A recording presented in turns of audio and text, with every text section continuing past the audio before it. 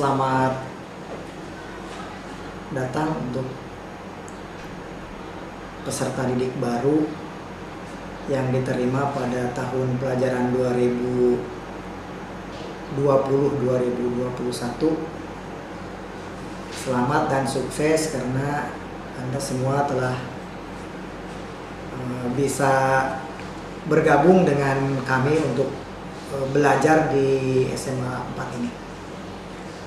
Materi yang akan saya sampaikan adalah pengenalan kurikulum 2013. Sebetulnya kurikulum 2013 sudah tidak asing lagi karena sudah 100% kurikulum ini dilaksanakan secara nasional di seluruh Indonesia. Saya mengawali perkenalan ini mulai dari muatan kurikulum yang isinya merupakan daftar mata pelajaran. Ini mungkin nanti secara tayangannya mata pelajaran ini akan disampaikan dalam sesi berikutnya oleh wali kelas ke masing-masing siswa. Sementara ini belum bisa saya tayangkan mengingat beberapa hal secara teknis kurang memungkinkan. Yang pertama, di dalam muatan kurikulum ini, dalam struktur kurikulum itu ada mata pelajaran kelompok A atau mata pelajaran wajib kelompok A yang di dalamnya ada mata pelajaran PAI dan budi pekerti. Untuk kelas 10 itu sebanyak 3 jam per minggu. Kemudian ada PKN itu 2 jam per minggu. Kemudian bahasa Indonesia itu 4 jam per minggu. Kemudian matematika wajib 4 jam per minggu. Kemudian sejarah Indonesia 2 jam per minggu. Dan bahasa Inggris 2 jam per minggu. Itu kelompok wajib A. Kemudian ada kelompok wajib B, yaitu diantaranya adalah pendidikan seni budaya yang per minggunya 2 jam. Kemudian ada penja sorkes 3 jam per minggu. Kemudian prakarya dan kewirausahaan 2 jam per minggu. Berikutnya kelompok mata pelajaran peminatan. Untuk di SMA Negeri 4 ini kelompok peminatan hanya dibagi 2, yaitu peminatan IPA dan peminatan IPS. Peminatan IPA itu terdiri dari pelajaran matematika untuk kelas 10 itu 3 jam per minggu, biologi 3 jam per minggu, fisika 3 jam per minggu, dan kimia 3 jam per minggu. Kemudian untuk mata pelajaran peminatan IPS, di situ ada geografi 3 jam per minggu, mata pelajaran sejarah peminatan 3 jam per minggu, sosiologi 3 jam per minggu, dan ekonomi itu 3 jam per minggu. Kemudian untuk kelas 10 ada mata pelajaran lintas minat. Untuk program IPA lintas minatnya adalah bahasa Inggris dengan ekonomi, dan untuk program IPS lintas minatnya adalah bahasa Inggris dengan biologi. Untuk penentuan program IPA dan IPS untuk fitnya nanti dari kelompok-kelompok ini mungkin ada yang alih ke program IPS atau ada yang alih ke program IPA, yang kita ambil referensinya dari hasil psikotes yang insya Allah akan diselenggarakan pada hari Jumat melalui moda daring ya, atau psikotes online. Kemudian yang berikutnya ada kriteria ketuntasan minimal atau istilahnya KKM ya. KKM di SMA Negeri 4 ini minimal untuk kelas 10 itu di semester pertama adalah 75.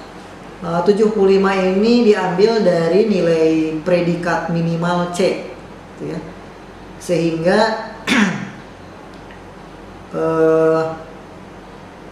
nantinya tidak ada siswa SMA 4 itu yang mendapat nilai di bawah 75 atau dengan predikat di bawah C. Kemudian untuk pelaksanaan pembelajaran di SMA 4 itu menggunakan daring dan luring. Daring dalam jejaring gitu ya, atau online istilahnya.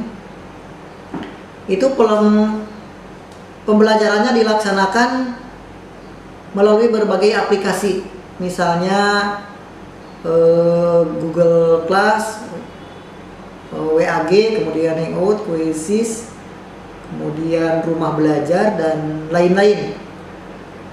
Nanti mungkin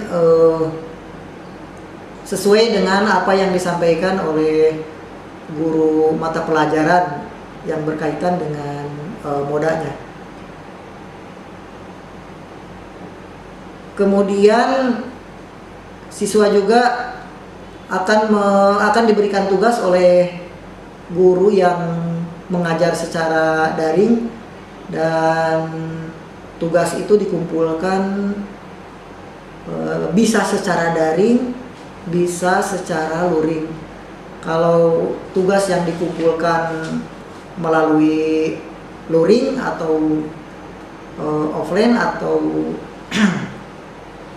tatap muka gitu ya, istilahnya, itu akan disediakan di sekolah berupa brankas khusus untuk pengumpulan tugas yang offline per jenjang. Jadi ada nanti kotak pengumpulan tugas kelas 12, kelas 10 dan kelas 11 dan kelas 10 yang nantinya akan diambil dan akan didistribusikan kepada guru masing-masing. Penyampaian tugas secara offline itu bisa melalui kurir atau bisa melalui siswa langsung, dan tidak harus tatap muka dengan para guru. Jadi tugas itu langsung dimasukkan ke brankas yang disediakan oleh sekolah. Pelaksanaan jadwal daring itu disesuaikan dengan jadwal yang nanti akan disampaikan secara daring pula. Kemudian moda yang kedua yaitu luar jejaring atau luring atau offline atau tatap muka. Yang tatap muka ini juga masih dibagi dua. Yang pertama, luring atau tatap muka untuk yang tidak memiliki HP. Jadi untuk yang tidak memiliki HP itu bisa datang ke sekolah, ya. Nanti pembelajarannya akan diatur sesuai jadwal. Mungkin ada yang di lab komputer dan mungkin ada yang di kelas masing-masing sesuai jadwal yang nanti disampaikan atau diberikan jadwal luringnya. Ya. Kemudian ada luring ganjil genap. Luring ganjil genap ini atau tatap muka ini akan kami bagi itu dalam 3 minggu sekali. Misalnya kami merencanakan bahwa awal Agustus untuk kelas 10 itu tatap muka, ya. Yang kelas 11-12-nya tetap daring. Minggu kedua bulan Agustus itu kelas 2 yang luring, yang tatap muka. Jadi kelas 1-nya daring. Kemudian kelas 12 juga daring. Kemudian minggu keempat itu kelas 10 daring, kelas 11 daring, dan yang tatap muka adalah kelas 12. Jadi dalam 3 minggu itu direncanakan 1 kali tatap muka dengan sistem ganjil genap. Artinya dibikin 2 shift, ya. Misalnya yang absennya ganjil itu shift pertama, kemudian yang absennya genap nanti kebagian shift kedua. Jadwalnya sedang diproses, belum bisa kami tayangkan. Itu rencana untuk pembelajaran tatap muka. Jadi 3 minggu sekali itu tatap muka. Itu direncanakan sampai bulan November, karena bulan Desember mungkin sudah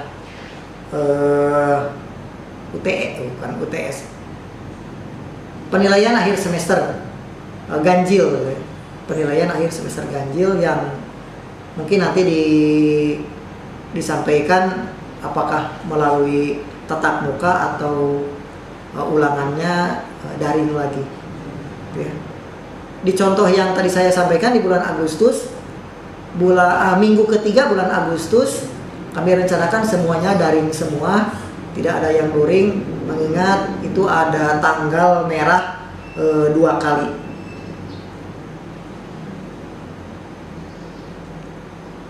Pelaksanaan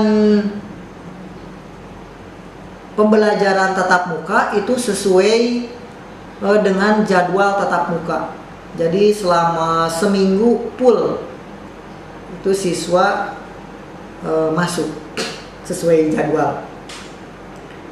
Kemudian jamnya juga sesuai jadwal, mulai jam 7 sampai jam 15.40.